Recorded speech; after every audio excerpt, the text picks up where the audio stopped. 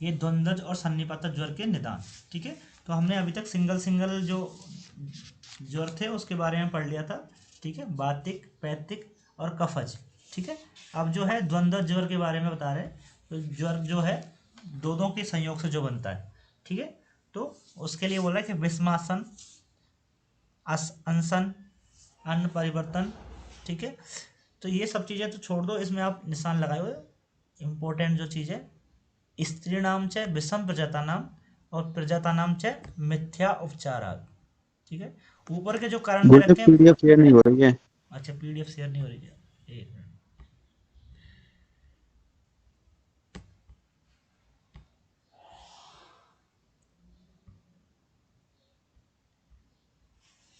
ठीक है, हो गई अब। जी। तो देखो इसमें लिखा है, जो मैंने ये ऊपर वाले जो दे रखे हैं उनको छोड़ दिया है। ठीक है, कोई खास नहीं है, पूछे भी नहीं जाते, परंतु जो इम्पोर्टेंट है वो बता रहा हूँ। स्त्री नाम से प्रजाता नाम, स्त्री नाम से विषम प्रजाता नाम से मिथ्या उपचार। ठीक है, अगर किसी जो गर्भिणी है, ठीक है, उसे उचित रूप से प्रसव नहीं हुआ है, या जिसको प्रसव हो भी गया है और वो मिथ्या उपचार कर रही है, मिथ्या आरबीआर ले रही है, तो उसकी वजह से जो उसको ज्वर होगा वो सन्निपातज ज्वर की श्रेणी में रखा जाएगा। ठीक है, या फिर द्वंद्व श्रेणी में रखा जाएगा। तो बस इंपॉर्टेंट है ये, ऐसा सेम श्लोक आगे भी आएगा। ठीक है, तो ये डायरेक्ट लाइन आ जाती है कि इस कंडीशन में कौन सा ज्वर उत्पन्न होने की पॉसिबिलिटी है, तो सन्निपातज ज्वर आपका आंसर जाएगा। ठीक,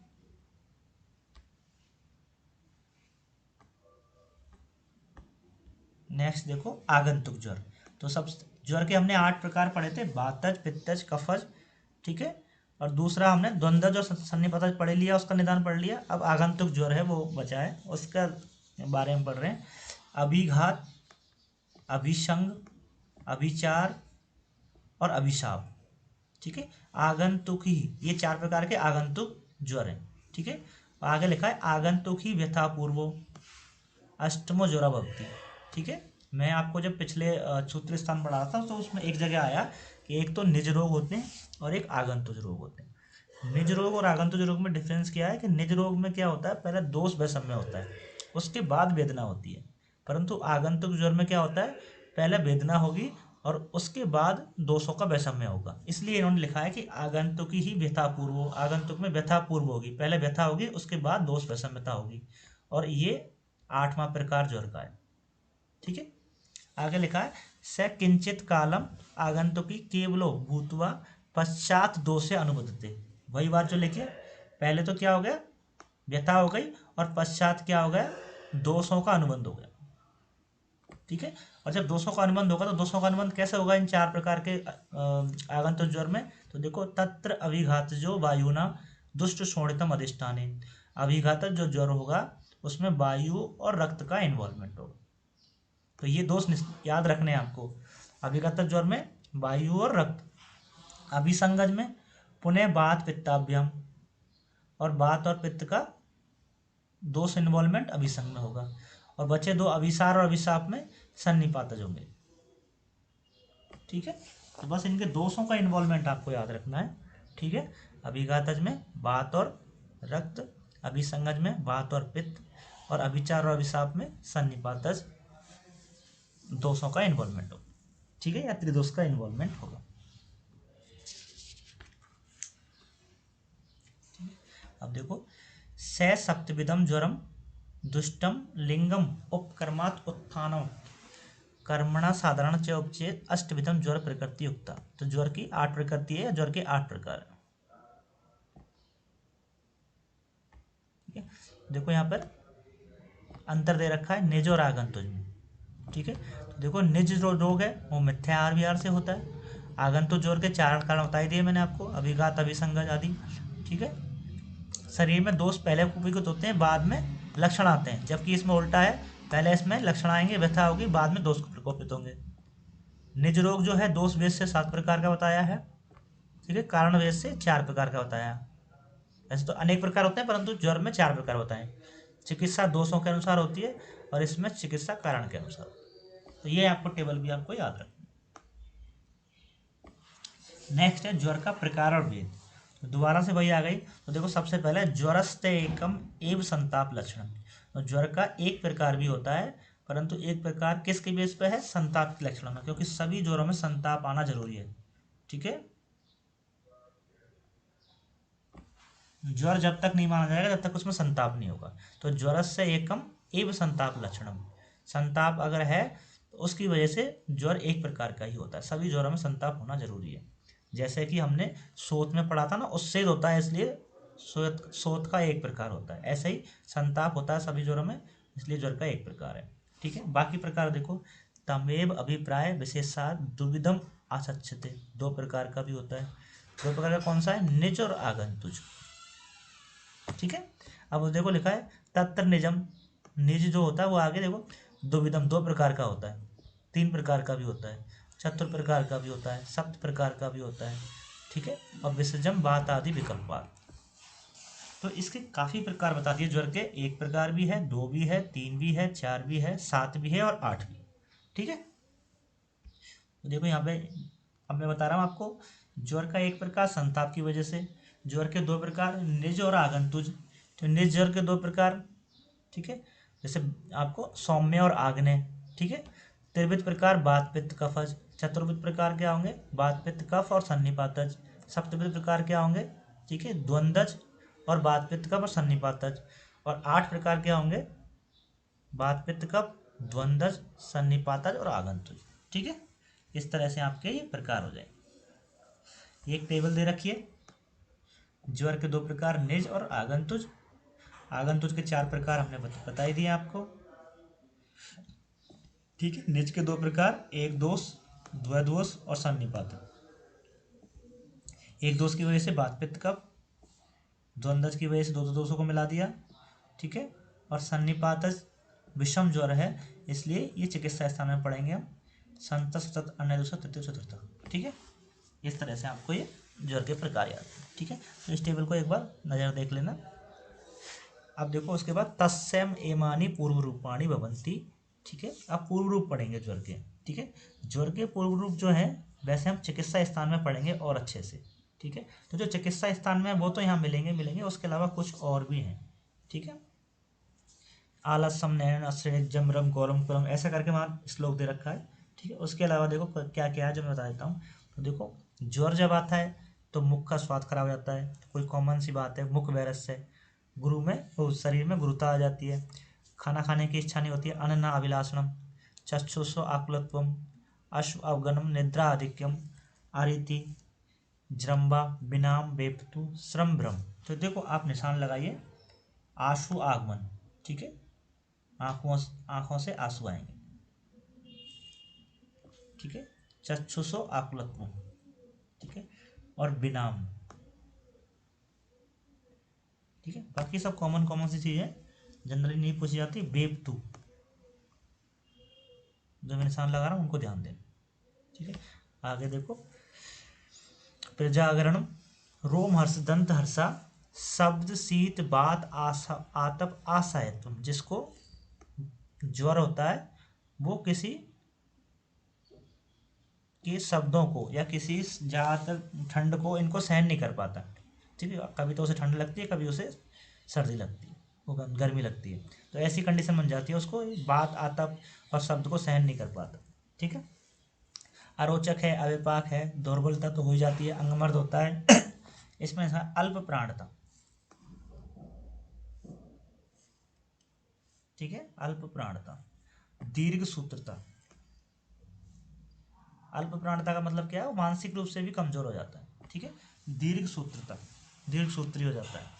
आलस्य, उचित कर्मणो हानि, जो वो काम कर रहा है उसकी दैनिक चर्या है उस कर्मों की उसकी हानि हो जाएगी। ठीक है, जैसे वो उसे मॉर्निंग में उठना होता है परंतु वो उठ नहीं पाता।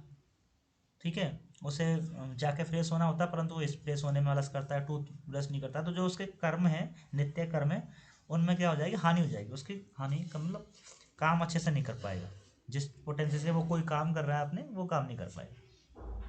प्रतीपता स्वयं कार्यसु। ठीक है, कार्य करेगा भी तो रेगुलर वे में या सही मैनर में नहीं करेगा। ठीक है, कभी कुछ कर लिया कभी कुछ कर लिया। ठीक है, जैसा उसका मन करेगा कि भाई मेरे को ये काम करना है, बाद में, नहीं ये बाद में कर लूँगा, वो दूसरा कर लूँ, ठीक है। गुरुणाम वाक्य अभ्यास हुआ, ठीक है। अगर किसी को ज्वर है तो वो किसी को भी इग्नोर कर सकता है, चाहे वो गुरु ही क्यों ना हो, गुरु के वाक्यों को भी इग्नोर कर सकता है, ठीक है। बालेव्य प्रदोष से, देखो ज़्यादातर बच्चों से सभी को लगाव होता है, परंतु ज्वर के रोगी को क्या हो जाता है, बालक जो होते हैं उनसे भी द्वेष करना स्टार्ट कर देता है, ठीक है। स्वधर्मे चिंता माल्यम अनुलेपनम भोजनम परिक्लेशनम, इसको छोड़ दो। मधुरेभ्य भक्षेभ्य,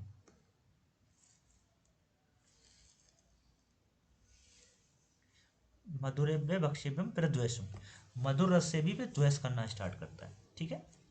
आगे अमल लवण कटु प्रियता छे, परंतु क्या होगा, उसको अच्छा क्या लगेगा, अमल द्रव्य, लवण द्रव्य या कटु द्रव्य, इन द्रव्यों से वो,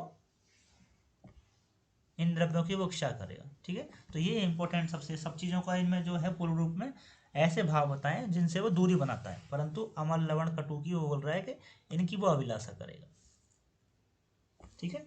इस तरह से ये ज्वर के सामान्य पूर्व रूप में जो मैंने आपको हाईलाइट करके बताएं उनको विशेष करके ध्यान देना आपको, ठीक है। नेक्स्ट देखो, इस प्रकार बात, इसको नीचे कुछ ज्वर की महत्ता, तो ज्वरस्तु खलु महेश्वर प्रकोपम, ये इंपॉर्टेंट है। ज्वर का, ज्वर जो है वो किसकी वजह से हुआ है, महेश्वर के कोप की वजह से हुआ है, ठीक है। आगे लिखा है सर्व प्राण वृताम प्राण हरो, सभी प्राणियों के प्राणों को हरने वाला होता है। देह इंद्रिय मनस्ताप कर, देह और इंद्रिय दोनों में संताप उत्पन्न करता है, ठीक है। प्रज्ञा बल वर्ण हर्षो उत्साह हास कर्म, ठीक हो, तो प्रज्ञा को, बल वर्ण को, इनका हर्ष को, उत्साह को, इसको कम कर देता है, ठीक है। उसके बाद नीचे तीसरी वाली लाइन में देखो, ना अन्य व्याधियो दारुणा उपद्रवा बहु उपद्रवा दो चिकित्सकीय यथायम, ठीक है। ज्वर के अलावा अन्य कोई व्याधि नहीं है जो दारुण है, बहु उपद्रव है, दो चिकित्सकीय है, ठीक है। और सर्व रोग अधिपति, सभी रोगों का अधिपति है। तो ये लाइन आपको याद रखनी है, ये लाइन डायरेक्ट आती है किसके संदर्भ में है, और उसमें ऑप्शन में होता है राजक्षमा, तो हम बहु उपद्रव करके राजक्षमा पर टिक लगाए थे, ठीक है, जबकि ये ज्वर की।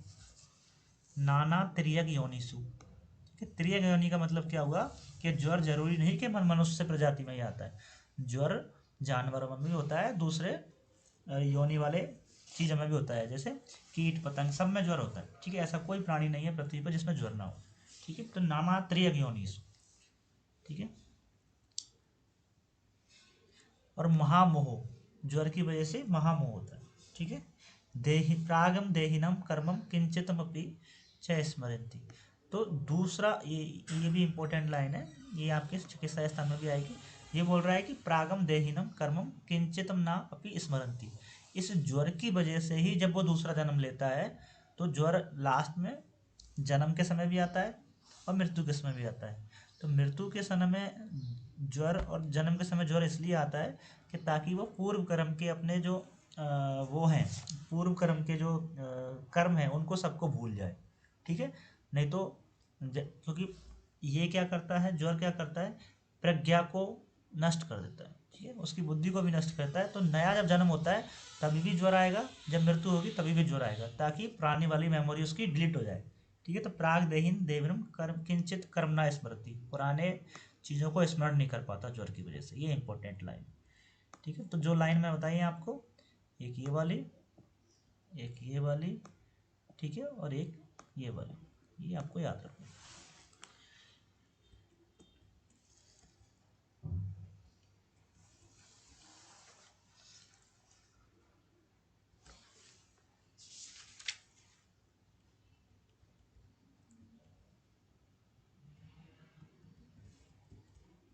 अब देखो चिकित्सा सूत्र,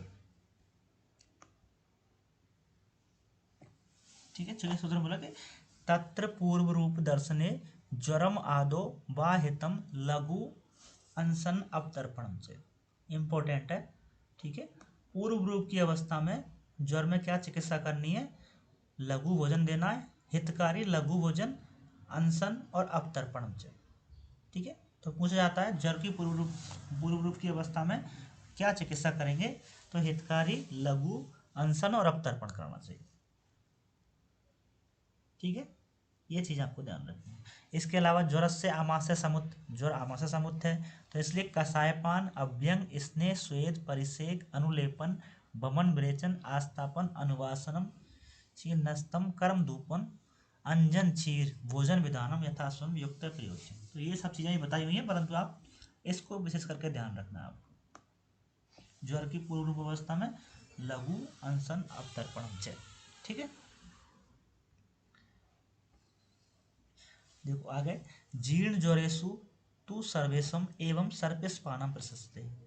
अगर ज्वर आपका जीर्ण हो गया, पुराना हो गया, तो क्या करना चाहिए आपको? सर्पीपान कराना चाहिए। ठीक है, यथा स्वयं स्व औसत सिद्ध से, ठीक है, और उसको औषधियों से सिद्ध करना चाहिए। तो ज्वर की जो नव ज्वर है उसमें ज्वर बोला है कि ज्वर में घृतपान नहीं कराना चाहिए। ठीक है, क्योंकि आम की वजह से वो आम को और बढ़ा देगा, परंतु जीर्ण ज्वर है उसमें घृतपान पीने के लिए बोला हुआ है। ठीक है, क्योंकि आदमी उसमें दुर्बल हो जाता है। ठीक है, आगे लिखा है सर्पी ही स्नेह बात। सर्पी जो है वो स्नेह की वजह से, स्नेह गुण की वजह से बात को जीत लेता है। ठीक है, इस सर्पिसी स्नेह बातम समयति संस्कारात कफम। ठीक है, देखो यहाँ बोला है उसने औसत से सिद्ध कर लेना चाहिए। ये जो घृत है इसको पीने से पहले उसको औसत से सिद्ध कर लेना चाहिए। इसके लिए बोला है कि संस्कारात कफ है। ठीक है, जब आप उसे दूसरे चीज़ों से सिद्ध करोगे, ठीक है, तो अगर वो कफ वाली चीज़ों से सिद्ध करोगे, संस्कार की वजह से वो कफ का भी समन करना स्टार्ट करेगा। बात का समन तो वो कर रहा है स्नेह के गुण की वजह से, कफ वाली औषधियों से संस्कारित करोगे तो कफ का भी समन करेगा, और सर्पी शीत होने की वजह से पित्त उष्मणम चय, पित्त की उष्मा को भी शांत करेगा। इसका मतलब त्रिदोष सामक बन जाएगा। ठीक है, तस्मात् जीर्ण ज्वरेषु सर्वेषु सर्पीहितम उदकम इव अग्नि प्लस्टेषु द्रव्येषु। ठीक है, तो ये क्या बोल रहा है, जैसे अग्नि से जले हुए द्रव्यों को जल से सेचन से लाभ होता है, उसी प्रकार जीर्ण ज्वर में घृतपान से लाभ होता है। ठीक है, तो ये आपको याद रखना, जीर्ण ज्वर में घृतपान कराना चाहिए। और घृतपान तीनों दोषों का समन कैसे कैसे करता है वो आपको यहाँ लिखा है। सर्पी के स्नेह गुण से बात का, संस्कार की वजह से कफ का, और शीतता की वजह से पित्त का समन कर लेता है।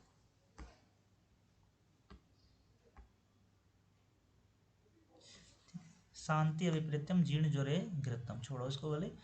और आगे देखो, स्नेह बाताम समयति, स्नेह के बात गुण, स्नेह की वजह से बात का, शीत की वजह से पित्त का। ठीक है, घृत तुल्यम दो संस्कारा जयत कफम, ये छोड़ दो, ना अन्य स्नेह कंचे संस्कार अनुवर्तते। ठीक है, ये देखो नीचे वाली लाइन देखो, ना अन्य स्नेह किंचित संस्कार अनुवर्तते। दूसरे जो स्नेह हैं, ठीक है, उनके कंपेरिजन में यहाँ घृत को क्यों उठाया है? क्योंकि घृत में क्या होता है, संस्कार करने का, अनुवर्तन का गुण होता है। ठीक है, योग वायु होता है, इसलिए इसको बोला। ये मैंने आपको इसने अध्याय में बात बताई थी कि घृत में योग वायु गुण होने की वजह से दूसरों के गुणों को संस्कारित कर लेता है।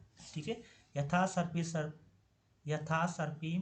रत सर्पी सर्व स्नेह उत्तम, इसलिए सभी उस स्नेह में उत्तम बताया है इसको, सर्पी को। सभी स्नेह मतलब हमने कौन कौन से स्नेह पढ़े थे? 4 प्रकार के, घृत, तेल, वसा, मज्जा, इन सब में उत्तम बताया है सर्पी को। क्यों? क्योंकि ये योगवाही गुण की वजह से दूसरों के गुण को अपने में संस्कारित कर लेता है। ठीक है, इसलिए इसकी प्रधानता है। इसलिए कभी कभी क्वेश्चन भी पूछा जाता है कि सभी स्नेह में घृत उत्तम है, क्यों? क्योंकि योगवाही होने की वजह से या संस्कार गुण आने की वजह से। ठीक है, इस तरह से आपका